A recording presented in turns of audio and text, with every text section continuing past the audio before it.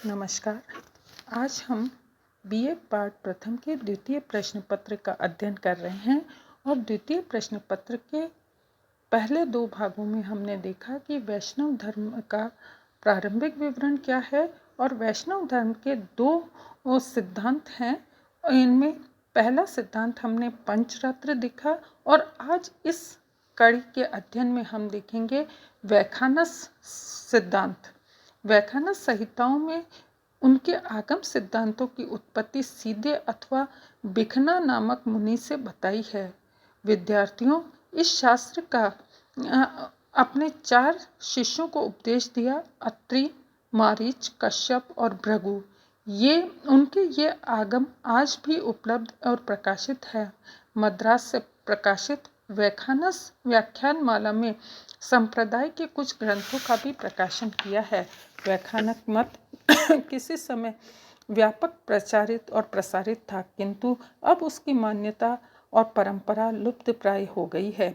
इस संप्रदाय का सबसे विशिष्ट केंद्र तिरुपति का प्रसिद्ध बालाजी या वेंकटेश मंदिर है। कृष्ण आयुर्वेद की स्वतंत्र पृथक शाखा आख्यायिक से वैखानक शाखा का प्राचीन संबंध था। वैखानक शोध सूत्र, गुहा सूत्र, धर्म सूत्र आदि का प्रकाशन हुआ।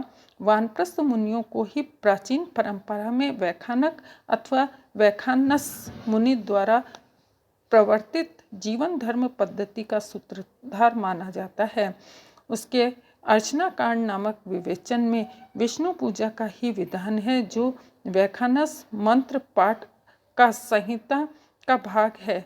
उसने विष्णु की स्थापना, प्रतिष्ठा, अर्चना, गृहस्थ के नित्य आराधना क्रम का कथन किया है। विष्णु सूक्त, पुरुष सूक्त आदि के साथ साथ विष्णु के अष्टाक्षर, द्वाक्षर मंत्रों की पूजा तथा जप तप आदि का भी निर्देश दिया है। महाभारत के अश्वमेधिक पर्वों में भगवत वचन के रूप में प्राप्त एक उदाहरण वैखानस मत का पंचरात्र व्यूह से प्रधान भेद इस प्रकार करता है कि वैखानस धर्म जानने वाले मुझ भगवान की पूजा अर्चना पुरुष, सत्य, अच्युत और अनुरुद्ध रूपों में करते हैं। वैखानस गम के अनुसार पंचरात्र मंत्र दीक्षा युक्त तांत्रिक होने से उग्र और अवैदिक है। इसके विपरीत इस पद्धति में सौम्य और वैदिक कृत्यों द्वारा देवादिदेव की पूजा की जाती है, किंतु इस ढंग के भेद केवल बाहरी अथवा गौण ही हैं। गोपीनाथ राव ने वैखानक आगमों में वर्णित विष्णु के प्रधान मूर्तियों का ध्रुव वैर प्रकारों का निम्नलिखित वर्गीकरण किया है। उद्देश्य भेद से उसमें 4 वर्ग है: योग, भोग, वीर, अभिचार। उसके स्वरूप की स्थिति के अनुसार पुनः स्थानक, आसन, शयन आदि प्रकार की होती है। इस प्रकार यह 12 ध्रुव बैर है: उत्तम, मध्यम और अधम। इन तीनों नामों से प्रकारों का पुनः भेद मुख्य मूर्ति के साथ प्रदर्शित सहायक मूर्तियों और देवताओं या परिवार देवताओं के अनुसार होता है। अतः कुल संख्या 3 गुनी हो जाती है। इसके अतिरिक्त अन्य अवतार, अंश अवतार, अवशेष अवतार व अन्य लीला स्वरूपों का भी परिक्रमण हमें दिखाई देता है। इस दृष्टि से वैखानक परंपरा में मूर्ति शास्त्र की पंचरात्र ग्रंथों से समानता दिखाई देती है।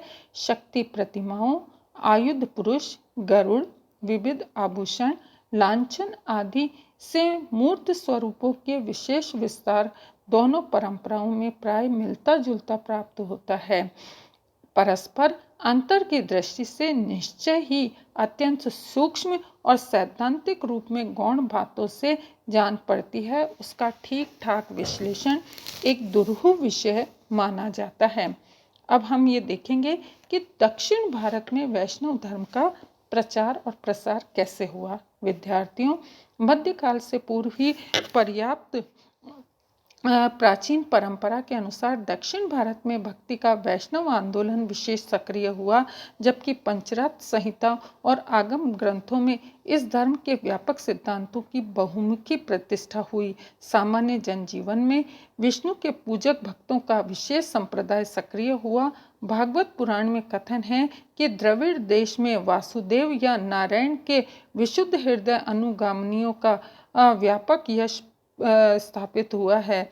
सामान्यतः इन वैष्णव भक्तों का तारतम्य दक्षिण के अलवार संतों से किया जाता है। प्रमुख अलवार आचार्य 12 निर्दिष्ट होते हैं।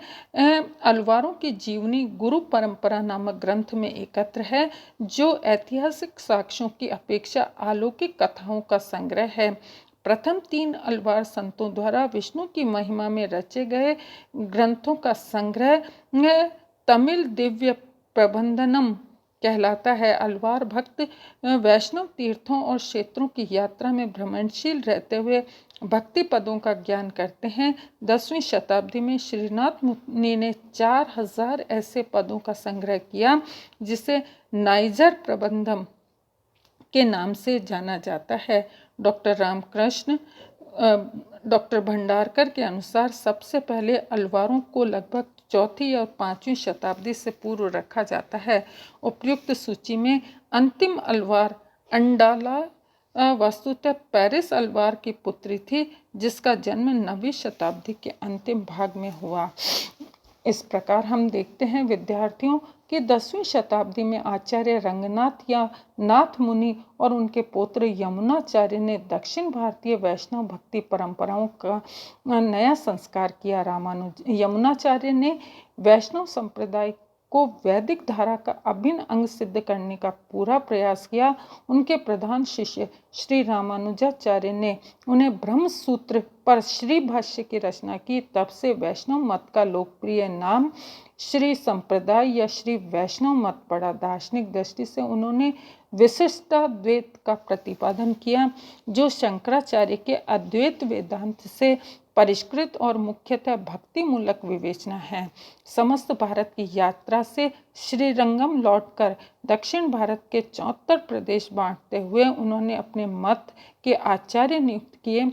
उनके अनुयायियों में लोकाचार्य, वेदांत देशिक, श्रीनिवासाचार्य आदि प्रसिद्ध ग्रंथ लेखक विद्वान हुए। श्री संप्रदायों के 2 संप्रदाय का विकास हुआ, तैनकले और कडवले। पहले के अनुसार भक्त बंदरिया के बच्चे की भांति ईश्वर को पकड़े रहता है, जबकि दूसरे मत में भक्त को ईश्वर स्वयं बिल्ली के बच्चे की भांति रक्षा करते हैं। इति नमस्कार।